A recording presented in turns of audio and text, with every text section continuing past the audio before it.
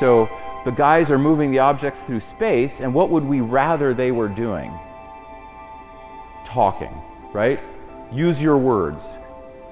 Isn't the whole system set up for use your words, right? And so there would always be a bunch of boys that were getting expelled and suspended and in trouble because, well, their word centers hadn't even developed yet, right? I mean, they had very few word centers at 2 and 3 years old, but their sister or their female friend had lots of word centers. She was able to use those words, but no one knew the male and the female brain are set up differently. Well, if you're going to do spatials on the right and you're not doing words on the right, then of course you are probably going to be somewhat behind in word development.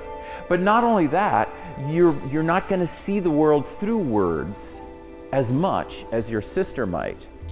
Did you notice that when I threw the ball, the brain of the person had to attend to the ball, right? So wherever that brain is going to pay attention. And so that's a great way to engage the male brain because now we're getting the right half involved. Whereas if all we do is talk to that brain, right, all we're engaging is this. Now for the females in the classroom, we're engaging all of it if we talk to them. But for the male, we're only engaging here if we talk. But if we talk and we throw the ball. And for instance, for therapists, for anyone involved in counseling, the thing we want as counselors is to get guys to talk, right? I think we would all agree. These guys, if they would just talk. But the system we set up for them is, you know where I'm going, right? Okay, sir, come sit in this chair. I'll sit in this chair. I've got a nice candle here. It's kind of sensorial. I hope you like that. And I would like to talk to you, but I, as a therapist, really don't talk much. My job is to get you to talk. So talk. Right? No, of course, I'm exaggerating, but that's the way the system is set up. It's set up for him to talk, but is that the right way for him to talk, sitting in a chair? Okay, so of course, most therapy clients, are they male or female?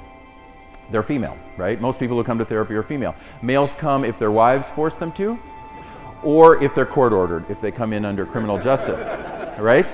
Now, some guys like me, I love therapy, and in California, I'm guessing in California, you know, more males go to therapy, because California, again, I love to say, is very progressive.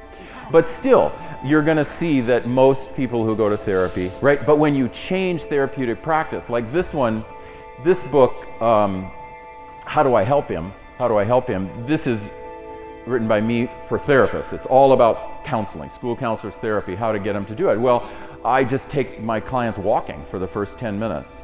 So that can engage the whole brain, right? So instead of having them immediately sit down. Similarly, Katie was talking about when she was in the schools and she would see guys would come in, she would, like, you know, get them walking, get them moving, get them doing something so they could try to explain to her, okay, why are you in trouble? What is it you did? Get them moving around. Well, that's movement. Like, you'll even notice my shoes. I'm wearing movement shoes. I mean, I'm wearing shoes so that I can move a lot, and they're symbolic. I'm not wearing sort of sit-down dress shoes. I'm wearing these new running shoes so that I can move.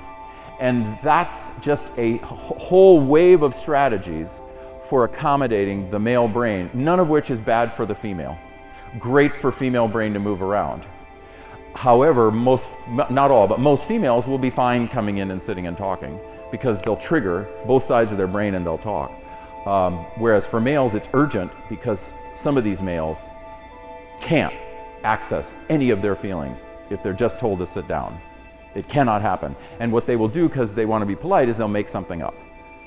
Right? They'll try to dredge something up and make it up, and what is it I'm supposed to say? Well, I think I'm feeling angry, right? Because they're trying to be there with the therapist, but you're not really getting at the soul. And similarly with students, moving them around, throwing balls back and forth. So tossing a ball, letting them squeeze a ball, letting them throw a ball up and down. What that's simply doing is getting the right side of the brain to work.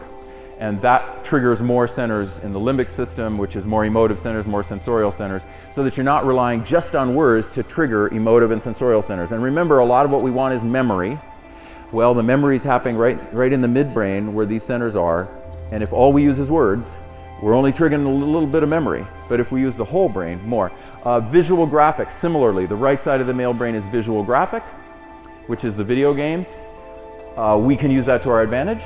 So if we have a writing assignment we need to give them, if you have them draw a storyboard before these guys write, you'll go from a F, D, or C paper to a B or A paper. And we have, those of you who know, like minds of boys and girls learn differently, we have our data on that.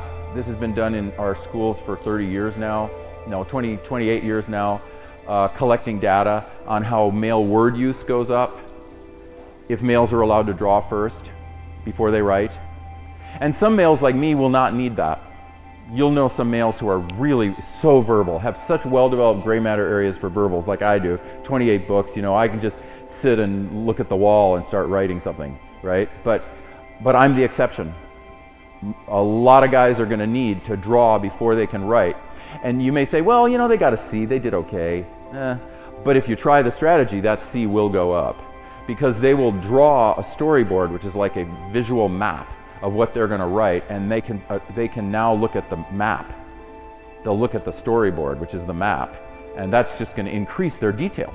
So not only will they use more words, they'll give more detail because they can keep going back to the map that they drew, and there'll even be more emotion. If it's a story like creative writing and you have them draw a storyboard of the story itself, they'll have more emotive memory because they're looking at the map, so they can access more of the emotive memory in the hippocampus, which is in the midbrain.